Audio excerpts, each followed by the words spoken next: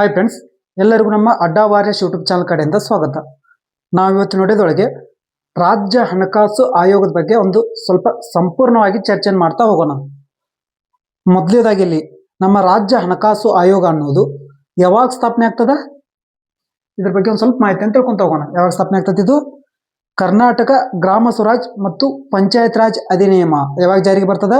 1993 ಸಂವಿಧಾನದ ಎಷ್ಟನೇ ತಿದ್ದುಪಡಿ ಸ್ನೇಹಿತರೆ? ಇದು 72ನೇ ತಿದ್ದುಪಡಿ.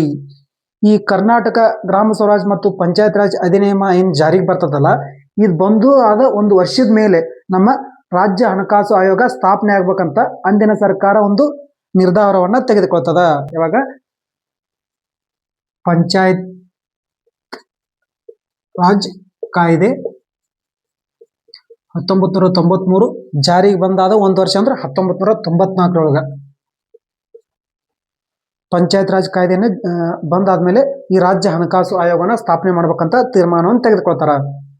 ನೆಕ್ಸ್ಟ್ ಇಲ್ಲಿ ಈ ರಾಜ್ಯ ಹಣಕಾಸು ಆಯೋಗ ನಮ್ಮ ಕರ್ನಾಟಕ ಪಂಚಾಯತ್ ರಾಜ್ ಅಧಿನಿಯಮ ಸೆಕ್ಷನ್ 267 ಪಂಚಾಯತ್ ರಾಜ್ ಸೆಕ್ಷನ್ 267ರ ಮೂಲಕ ರಾಜ್ಯ ಹಣಕಾಸು ಆಯೋಗವನ್ನ ಸ್ಥಾಪನೆ ಮಾಡ್ಬೇಕಂತ ಒಂದು ತೀರ್ಮಾನವನ್ನ ಉಲ್ಲೇಖ ಐತಿ ಉಳಿಸಿದ್ರೆ ಎಲ್ಲೇ ಪಂಚಾಯತ್ ರಾಜ್ ಕಾಯ್ದೆ ಒಳಗ. ನೆಕ್ಸ್ಟ್ ಇಲ್ಲೇ ಈ ರಾಜ್ಯ ಹಣಕಾಸು ಆಯೋಗ ಎನ್ನುವುದು ಒಂದು ಶಾಸನಾತ್ಮಕ ಸಂಸ್ಥೆಯು ಅಥವಾ ಸಂವಿಧಾನಾತ್ಮಕ ಸಂಸ್ಥೆ ಅನ್ನುವುದು ಎಲ್ಲರಲ್ಲೂ ಒಂದು ಚಿಂತೆ ಮೂಡ್ತದೆ ಸ್ನೇಹಿತರೆ. ಇದೆಲ್ಲರಿಗೂ ಗೊತ್ತೇ ಇದೆ. ರಾಜ್ಯ ಹಣಕಾಸು ಆಯೋಗ ಎಂಬುದು ಒಂದು ಸಂವಿಧಾನಾತ್ಮಕ ಸಂಸ್ಥೆ ಆಗಿದೆ ನೋಡಿ ಸ್ನೇಹಿತರೆ. ಯಾಕ? ಹಣಕಾಸು ಆಯೋಗದ ಬಗ್ಗೆ ನಮ್ಮ ಸಂವಿಧಾನದೊಳಗ ಉಲ್ಲೇಖ ಐತಿ. ವಿಧಿಯಲ್ಲೇ ಸಂವಿಧಾನದ ವಿಧಿ 243 ನೋಡಿ ಸ್ನೇಹಿತರೆ. ಇಲ್ಲಿ ಪ್ರತಿಯೊಂದು ರಾಜ್ಯವು ಒಂದು ಹಣಕಾಸು ಆಯೋಗನ ಸ್ಥಾಪನೆ ಮಾಡ್ಬೇಕಂತ ಸಂವಿಧಾನದೊಳಗ ವಿಧಿ 243 ಒಳಗ ಉಲ್ಲೇಖ ಇದೆ. ಹಾಗಾದ್ರೆ ಈ 243 ವಿಧಿಯೊಳಗೆ ಉಲ್ಲೇಖ ಐತಲ್ಲ, ಪ್ರತಿಯೊಂದು ರಾಜ್ಯಕ್ಕೂ ಒಂದು ಹಣಕಾಸು ಆಯೋಗವನ್ನ ಯಾರು ಸ್ಥಾಪನೆ ಮಾಡ್ತಾರ? ಇದೆಲ್ಲರಿಗೂ ಗೊತ್ತೇ ಇರ್ತದೆ ನೋಡಿ ಸ್ನೇಹಿತರೆ. ಯಾರು ಸ್ಥಾಪನೆ ಮಾಡ್ತಾರ? ಆ ರಾಜ್ಯದ ಶಾಸಕಾಂಗದ ಒಂದು ತೀರ್ಮಾನದ ಮೂಲಕ ಆ ರಾಜ್ಯದ ರಾಜ್ಯಪಾಲರು 5 ವರ್ಷಗಳಿಗೊಮ್ಮೆ ಒಂದು ರಾಜ್ಯ ಹಣಕಾಸು ಆಯೋಗವನ್ನ ಸ್ಥಾಪನೆ ಮಾಡ್ತಾರ. ಇಲ್ಲಿ ಶಾಸಕಾಂಗದ ತೀರ್ಮಾನದ ಮೂಲಕ ರಾಜ್ಯಪಾಲರು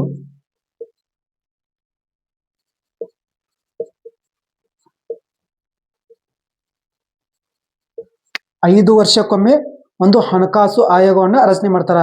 ಹಾಗಾದ್ರೆ ಈ ಹಣಕಾಸು ಆಯೋಗದ ಸದಸ್ಯರನ್ನ ಹೆಚ್ಚಿಗೆ ಮಾಡೋದಾಗಿರ್ಬೋದು, ವೇತನ ಭತ್ಯವನ್ನು ಕಡಿಮೆ ಮಾಡೋದಾಗಿರ್ಬೋದು, ಮತ್ತು ಇವರ ಅಧಿಕಾರಾವಧಿಯನ್ನು ಕಡಿಮೆ ಮಾಡುವುದಾಗಿರ್ಬೋದು, ಇದರ ಅಧಿಕಾರ ಎಲ್ಲ ಯಾರ ಕಡೆ ಇರ್ತದ? ಒಂದು ಶಾಸಕಾಂಗದ ಒಂದು ತೀರ್ಮಾನದ ಮೂಲಕ ಆ ರಾಜ್ಯದ ರಾಜ್ಯಪಾಲರು ಒಂದು ಅಧಿಕಾರಾವಧಿಯನ್ನು ಹೆಚ್ಚು ಮಾಡೋದಾಗಿರ್ಬೋದು, ವೇತನವನ್ನು ಹೆಚ್ಚು ಮಾಡೋದಾಗಿರ್ಬೋದು ಮತ್ತು ಕಡಿಮೆ ಮಾಡುವುದು ಆಗಿರ್ಬೋದು ತೀರ್ಮಾನವನ್ನ ರಾಜ್ಯಪಾಲರು ತೆಗೆದುಕೊಳ್ತಾರೆ ನೋಡಿ ಸ್ನೇಹಿತರೆ. ನೆಕ್ಸ್ಟ್ ಇಲ್ಲ ಹಾಗಾದ್ರೆ ಈ ಹಣಕಾಸು ಆಯೋಗದ ಒಂದು ಉದ್ದೇಶ ಅಥವಾ ಕಾರ್ಯ ಏನಪ್ಪಾ ಅಂದ್ರ ಏನಾಗಿರ್ಬೋದು ಸ್ನೇಹಿತರೆ? ಎಲ್ಲರಿಗೂ ಗೊತ್ತೇ ಇದೆ. ಈ ಹಣಕಾಸು ಆಯೋಗದ ಕಾರ್ಯ ಏನಪ್ಪಾ ಅಂದ್ರ ಪಂಚಾಯತಿಗಳಾಗಿರ್ಬೋದು, ನಗರ ಸ್ಥಳೀಯ ಸಂಸ್ಥೆಗಳಾಗಿರ್ಬೋದು ಮತ್ತು ಪುರಸಭೆಗಳಾಗಿರ್ಬೋದು, ಎಲ್ಲ ಸ್ಥಳೀಯ ಸರ್ಕಾರಗಳಿಗೆ ಒಂದು ಹಣಕಾಸು ಆಗಿರ್ಬೋದು, ತೆರಿಗೆ ಆಗಿರ್ಬೋದು ಮತ್ತು ವೇತನ ಭತ್ಯವನ್ನು ಹಂಚಿಕೆ ಮಾಡೋದಾಗಿರ್ತದ. ಯಾವ್ದ್ಯಾವ್ದಕ್ಕ? ಪಂಚಾಯತಿಗಳಿಗಾಗಿರ್ಬೋದು, ನಗರ ಸಂಸ್ಥೆಗಳಿಗಾಗಿರ್ಬೋದು ಮತ್ತು ಪುರಸಭೆ, ಇವುಗಳಿಗೆ ಸ್ಥಳೀಯ ಸರ್ಕಾರಕ್ಕೆ ಒಟ್ಟಾಗಿ ಸ್ಥಳೀಯ ಸರ್ಕಾರಗಳಿಗೆ ಯಾವ ರೀತಿಯಾಗಿ ಹಣಕಾಸನ್ನ ಹಂಚಿಕೆ ಮಾಡ್ಬೇಕಂತ ಈ ರಾಜ್ಯ ಹಣಕಾಸು ಆಯೋಗ ಆ ರಾಜ್ಯದಲ್ಲಿ ಒಂದು ತೀರ್ಮಾನವನ್ನ ಪ್ಲಾನ್ ಹಾಕಿಕೊಡ್ತದೆ. ತೀರ್ಮಾನ ತೆಗೆದುಕೊಳ್ಳಲ್ಲ, ಪ್ಲಾನ್ ಅನ್ನ ಹಾಕಿಕೊಡ್ತದ. ನೆಕ್ಸ್ಟ್ ಇಲ್ಲಿ ನಮ್ಮ ಕರ್ನಾಟಕ ರಾಜ್ಯ ಹಣಕಾಸು ಆಯೋಗ 1994ರ ಒಂದು ಕಾಯ್ದೆ ಮೂಲಕ ಜಾರಿಗೆ ಬಂದದ ಅಂತ ಹೇಳಿದೆ. ಹಾಗಾದ್ರೆ ನಮ್ಮ ರಾಜ್ಯದಲ್ಲಿ ಒಟ್ಟು ಇದುವರೆಗೂ ಎಷ್ಟು ಹಣಕಾಸು ಆಯೋಗಗಳ ಆಡಳಿತ ನಡೆಸಿದವಪ್ಪ ಅಂದ್ರೆ ಪ್ರೆಸೆಂಟ್ ಆಗಿ 5ನೇ ಹಣಕಾಸು ಆಯೋಗ ಇದೆ ಸ್ನೇಹಿತರೆ. ಎಷ್ಟು? 5ನೇ ಹಣಕಾಸು ಆಯೋಗ ಇದೆ. ಹಾಗಾದ್ರೆ 1ನೇ ಹಣಕಾಸು ಆಯೋಗ ಯಾವುದು, 2ನೇ ಹಣಕಾಸು ಆಯೋಗ ಯಾವುದು, 3ನೇ ಹಣಕಾಸು ಆಯೋಗ ಯಾವುದು ಮತ್ತು 4ನೇದು ಯಾವುದು, 5ನೇದು ಯಾವುದು, ಇವಕ್ಕರ ಬಗ್ಗೆ ಸ್ವಲ್ಪ ಮಾಹಿತಿಯನ್ನು ತಿಳ್ಕೊಂತ ಹೋಗೋಣ. ನೆಕ್ಸ್ಟ್ ಇಲ್ಲಿ 1ನೇ ಹಣಕಾಸು ಆಯೋಗ ಯಾವಾಗ ಸ್ಥಾಪನೆ ಆಗ್ತದ? 1995. ಯಾವಾಗ? 1995. 1ನೇ ಹಣಕಾಸು ಆಯೋಗ 1995 ನೋಡಿ ಸ್ನೇಹಿತರೆ. ಹಾಗಾದ್ರೆ ಈ ಮೊದಲನೇ ಹಣಕಾಸು ಆಯೋಗದ ಅಧ್ಯಕ್ಷರು ಯಾರಾಗಿರ್ತಾರಪ್ಪ ಅಂದ್ರೆ ಪ್ರೊಫೆಸರ್ ಬಿ ತಿಮ್ಮಯ್ಯ. ಯಾರು? Professor B Thimmaiah. ಹಾಗಾದ್ರೆ ಇದು ತನ್ನ ವರದಿಯನ್ನು ಎಷ್ಟು ವರ್ಷಕ್ಕೆ? 5 ವರ್ಷ ಸ್ನೇಹಿತರೆ. ಯಾವಾಗಿನ ಕಾಲಾವಧಿ ಒಳಗಪ್ಪ ಅಂದ್ರೆ ಇವಾಗ 1997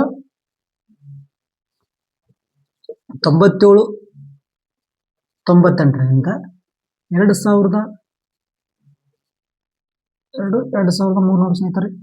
ಇವಾಗ 1997 98ರಿಂದ 2002 2003 5 ವರ್ಷದ ಒಂದು ವರದಿಯನ್ನು ಸಲ್ಲಿಸ್ತದೆ. ನೆಕ್ಸ್ಟ್ ಎರಡನೇ ಹಣಕಾಸು ಆಯೋಗ ಯಾವಾಗ ಸ್ಥಾಪನೆ ಆಗ್ತದ? 2000ನೇ ಇಸ್ವಿ ಒಳಗೆ ಸ್ಥಾಪನೆ ಆಗ್ತದ. ಎರಡನೇ ಹಣಕಾಸು ಆಯೋಗ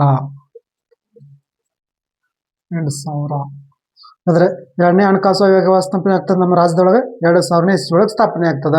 ಹಾಗಾದ್ರೆ ಎರಡನೇ ಹಣಕಾಸು ಆಯೋಗದ ಅಧ್ಯಕ್ಷರು ಯಾರಪ್ಪ ಅಂದ್ರೆ KP ಸುರೇಂದ್ರನಾಥ್. ಯಾರು? KP ಸುರೇಂದ್ರನಾಥ್ ಅಧ್ಯಕ್ಷರು.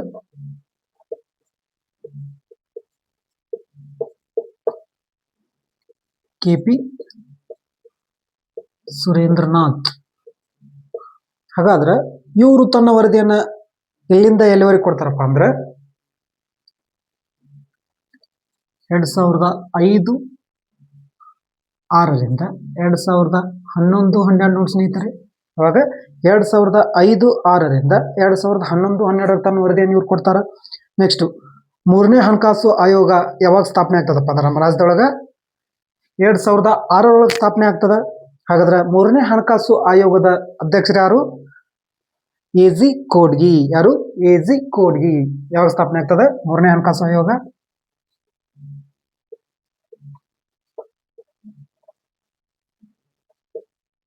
2006.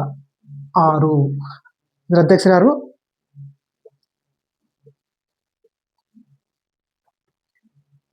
AG ಕೋಡ್ಗಿ ಸ್ನೇಹಿತರೆ.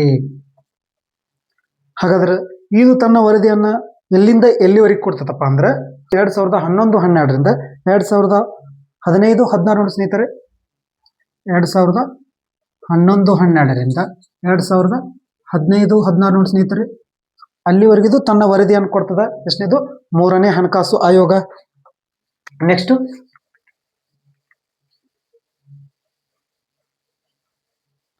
ನಾಲ್ಕನೇ ಹಣಕಾಸು ಆಯೋಗ.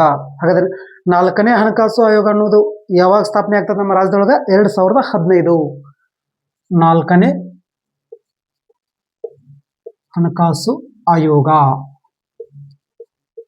2015 ಸ್ಥಾಪನೆ ಆಗ್ತದ. ಈ ನಾಲ್ಕನೇ ಹಣಕಾಸು ಆಯೋಗದ ಒಂದು ಅಧ್ಯಕ್ಷರು ಯಾರಪ್ಪ ಅಂದ್ರೆ ಡಾಕ್ಟರ್ ಚಿನ್ನಸ್ವಾಮಿ ನೋಡಿ ಸ್ನೇಹಿತರೆ. ಯಾರು? ಡಾಕ್ಟರ್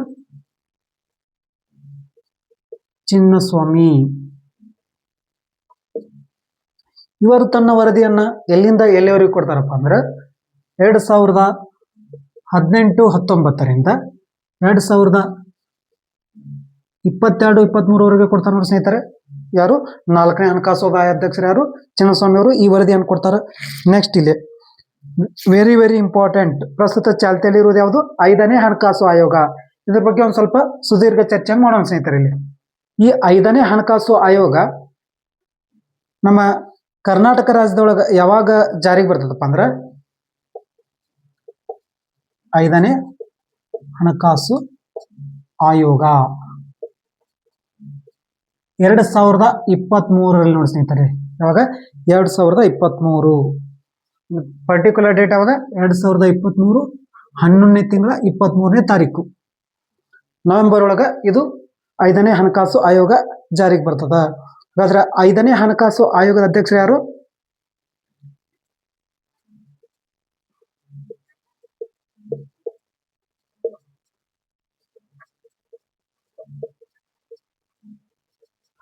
ನಾರಾಯಣ ಸ್ವಾಮಿ ನೋಡಿ ಸ್ನೇಹಿತರೆ. ಇವರು ಮಾಜಿ ಲೋಕಸಭಾ ಸದಸ್ಯರು, ಪಾರ್ಲಿಮೆಂಟ್ ಸದಸ್ಯರು ಮಾಜಿ. ಹಾಗಾದ್ರೆ ಪ್ರಸ್ತುತ 5ನೇ ಹಣಕಾಸು ಆಯೋಗದ ಅಧ್ಯಕ್ಷರು ಮತ್ತು ಸದಸ್ಯರು ಎಷ್ಟಿದ್ದಾರಪ್ಪ ಅಂದ್ರೆ ಒಬ್ಬ ಅಧ್ಯಕ್ಷರಿದ್ದಾರೆ, 2 ಜನ ಸದಸ್ಯರಿದಾರ. ಅವ್ರು ಯಾರಂತ ತಿಳ್ಕೊಂತ ಹೋಗೋಣ. ಅಧ್ಯಕ್ಷರು ನಾರಾಯಣ ಸ್ವಾಮಿ ಆದ್ರು, ಇನ್ನಿಬ್ರು ಸದಸ್ಯರು ಯಾರಪ್ಪ ಅಂದ್ರೆ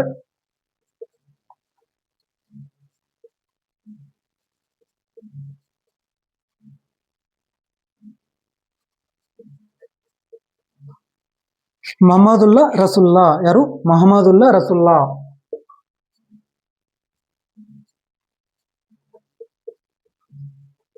ಇವರು ನಿವೃತ್ತ IAS ಅಧಿಕಾರಿ ನೋಡಿ ಸ್ನೇಹಿತರೆ. ಯಾರು? ಮೊಹಮ್ಮದುಲ್ಲಾ ರಸುಲ್ಲಾ. ಇನ್ನೊಬ್ರು RS ಪೋಂಡೆ. ಇನ್ನೊಬ್ರು ಯಾರಿದ್ದಾರ? RS ಪೋಂಡೆ ಸ್ನೇಹಿತರೆ. ಇವರು ನಿವೃತ್ತ ನಿಯಂತ್ರಕರು.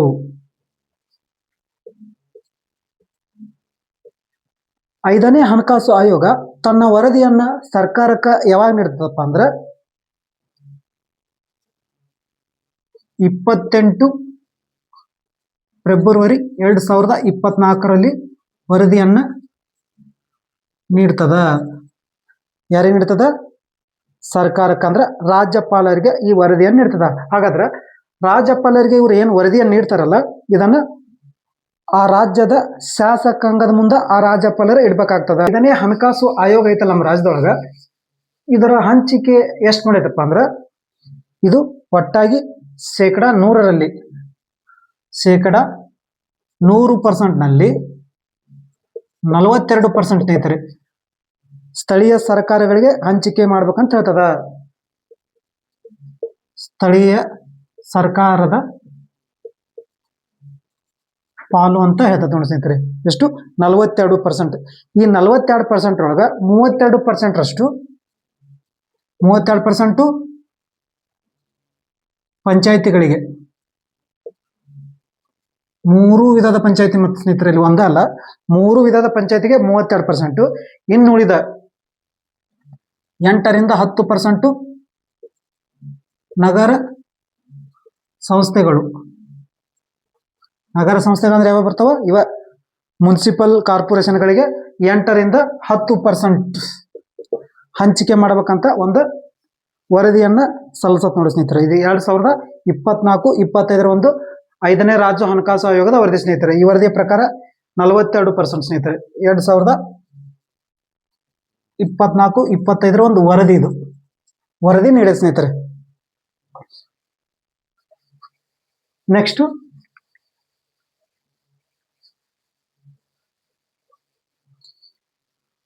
ಮುಂದಿನ ಹಣಕಾಸು ಆಯೋಗವನ್ನು ಒಂದು ಸ್ಥಾಪನೆ ಮಾಡಬೇಕಂತ ಒಂದು ಸರ್ಕಾರ ತೀರ್ಮಾನ ತೆಗೆದುಕೊಂಡ ಸ್ನೇಹಿತರೆ. ಹಾಗಾದ್ರೆ 6ನೇ ಹಣಕಾಸು ಆಯೋಗದ ಒಬ್ಬ ಅಧ್ಯಕ್ಷರನ್ನ ಮಾಡ್ಬೇಕಂತ ಒಂದು ತೀರ್ಮಾನ ತೆಗೆದುಕೊಂಡದ್ದೆ. ಅವ್ರು ಯಾರಪ್ಪ ಅಂದ್ರ ನಮ್ಮ ರಾಜ್ಯದ 6ನೇ ವೇತನ ಆಯೋಗದ ನಮ್ಮ ರಾಜ್ಯದ 6ನೇ ವೇತನ ಆಯೋಗದ ಅಧ್ಯಕ್ಷರಾರಿದ್ರು ಶ್ರೀ ಶ್ರೀನಿವಾಸ ಮೂರ್ತಿ.